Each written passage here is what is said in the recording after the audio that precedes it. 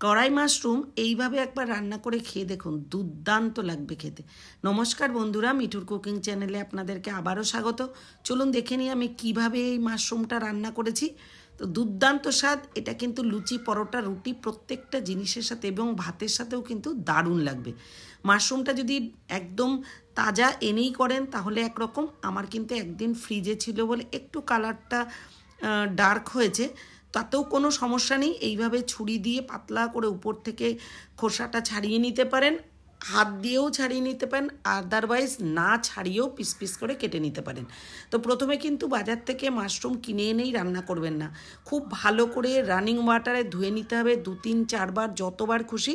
তারপরে normal water একটা বাটিতে নিয়ে তার মধ্যে হাফ চামচ লবণ দিয়ে ভালো করে লবণটা গুলিয়ে নিয়ে 3 থেকে 4 মিনিট মতন মাশরুমগুলোকে ডুবিয়ে রেখে দেবেন, তাতে পুরো নোংরাগুলো চলে যাবে। তারপরেই ওই পাতলা করে ওপর থেকে খোসাটা ছাড়িয়ে নিতে পারেন, নাও ছাড়িয়ে রান্না করতে পারেন, কোনো সমস্যা নেই।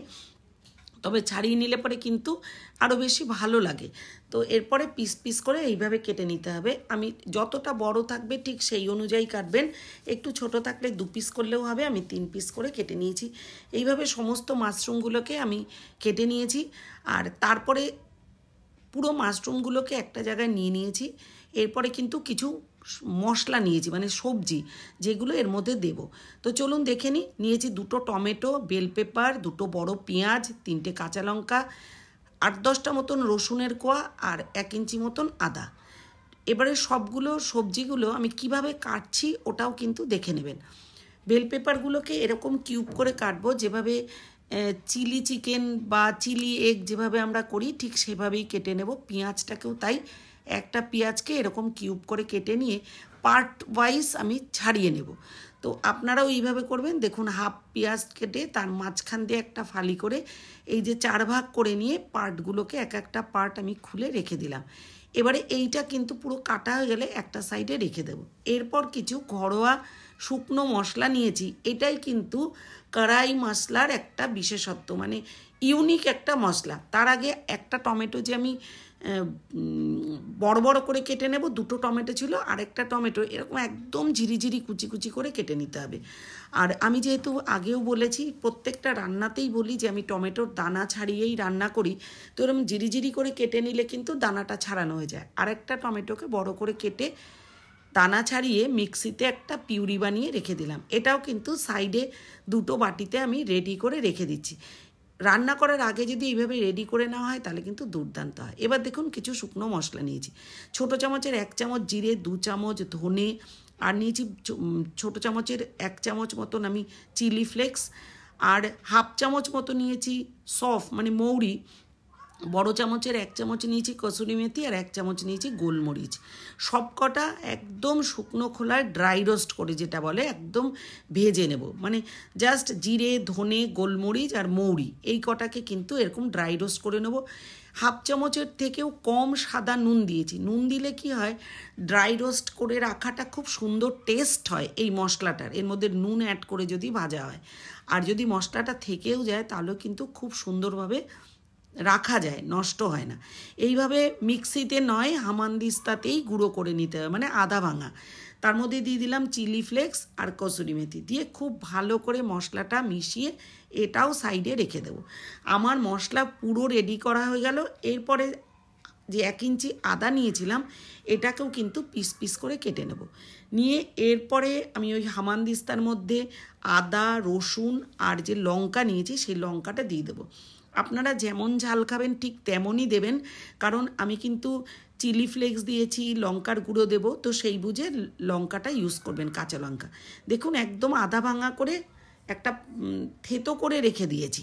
এরপর একটা পেঁয়াজ নিয়েছি, 2টো পেঁয়াজ ছিল, একটা পেঁয়াজকে আমি বলেই দিয়েছি যে বড় বড় করে কেটে রেখেছি। আর একটা যে পেঁয়াজ ছিল সেটাকে একদম ছোট ছোট করে কিউব করে একদম জিরি কেটে নিতে পারেন। আমার সবচেয়ে ইজি হলো গ্রাইন্ডারে গ্রেট করে নেওয়া, গ্রেটারে গ্রেট করে নেওয়া। দেখুন, আমি গ্রেট করে নিয়েছি, একদম ছোট ছোট কাটা হয়ে গেছে। এরপর 2 চামচ মতন তেল দিয়ে কড়াইটা গরম করে নিলে, 2 চামচ তেল দিয়ে ওটাও গরম হয়ে গেলে এর মধ্যে একটুখানি জিরে, মানে জাস্ট 1 চিমটি জিরে আর শুকনো লঙ্কা দিয়ে খুব ভালো করে কিন্তু তেলটাকে গরম করে নিতে হবে। খুব ভালো গরম না হলে তাহলে যতটা জল মাশরুম থেকে ভাজার সময় বেরিয়েছে তার থেকে কিন্তু অনেক বেশি জল বেরোবে। তো এই কারণে কিন্তু এই সময় তেলটাকে খুব ভালো গরম করে নিতে হবে। দেখুন তাও জল বেরিয়েছে মাশরুম ভাজতে গিয়ে। আর এই জলটাকে আমি বেশ কিছুক্ষণ ঢাকা দিয়ে ভাজা ভাজা করে নেব, জলটাকে একদম স্টেন করে নেব। একটা ছাঁকনি বসিয়ে একটা বাটিতে আমি মাশরুমগুলো ছেঁকে জলটাকে জাস্ট আলাদা করলাম, মাশরুমটাকে আলাদা করে রাখলাম। ওই কড়াইটাই আবার পরিষ্কার করে গ্যাসে বসিয়ে দেবো। এখানেও বড় চামচের 1 চামচ থেকে একটু বেশি তেল দিয়েছি, খুব বেশি তেল আমি ইউজ করি না। তেলটা গরম হয়ে গেলে আবারও ছোট চামচের 1/2 চামচ জিরে দিয়ে যে বেল পেপার আর পেঁয়াজটাকে কিউব করে কেটে রেখেছিলাম ওগুলো খুব নাড়াচাড়া করে একটু জাস্ট নরম হওয়া পর্যন্ত ভেজে নিতে হবে। এর মধ্যে আবারও 1/2 চামচের কম লবণ দিলাম। লবণটা মনে করেই দিতে হবে যাতে খুব বেশি না হয়ে যায়। এই মিনিট খানেক মতো নাড়াচাড়া করলে যেহেতু লবণ দেওয়া আছে সমস্ত বেল পেপার এবং পেঁয়াজ কিন্তু একটু নরম হয়ে যাবে।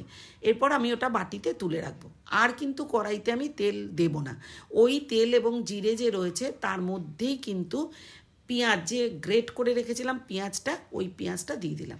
একটু লাল লাল করে নরম হওয়া পর্যন্ত ভাজতে হবে, গ্যাসটা কিন্তু লো টু মিডিয়ামে রেখে। তারপরে দিয়ে দিয়েছি কুচি করে রাখা টমেটোটা, এটাও বেশ কিছুক্ষণ নাড়াচাড়া করে ঢাকা দিয়ে দিলে একটু নরম হয়ে যাবে। তারপরে থেতো করে রাখা আদা রসুন লঙ্কা এটাও দিয়ে দেবো। একদম কাঁচা গন্ধ যাওয়া পর্যন্ত নাড়াচাড়া করে হলুদ আর ছোটো চামচের 1 চামচ মতন লঙ্কার গুঁড়ো, কাশ্মীরি লাল লঙ্কার গুঁড়োটা দিয়ে দেবো কালার হওয়ার জন্য। 1 চামচ আমি জাগেরি পাউডার দিয়েছি, ছোটো চামচের 1 চামচ, চাইলে আপনারা মিষ্টি যা খান অ্যাড করতে পারেন, টেস্টটা ভালো হবে, আদারওয়াইজ স্কিপ করতে পারেন। এবার টমেটো পিউরিটা দিয়ে কাঁচা গন্ধ যাওয়া পর্যন্ত খুব ভালো করে মিশিয়ে নিতে হবে। এবার 2 চামচ, বড় চামচের 2 চামচ দিয়ে দিলাম ধনে গুঁড়ো, দিয়ে বেশ কিছুটা নাড়াচাড়া করে, যেহেতু ধনে গুঁড়োটা ডাস্ট এই জন্য জলটা স্টেন করে রেখেছিলাম মাশরুমে, সেই জলটা দিয়ে খুব ভালো করে কিন্তু 2-3 মিনিট ধরে কষে নিতে হবে। যখন মশলাটা কষা হয়ে যাবে ভেজে রাখা মাশরুম আর বেল পেপার পেঁয়াজটা এর মধ্যে দিয়ে দেবো। এই সময় কিন্তু গ্যাসটা লো টু মিডিয়ামে রেখে বেশ 2-3 মিনিট ধরে খুব ভালো করে কষিয়ে নিতে হবে।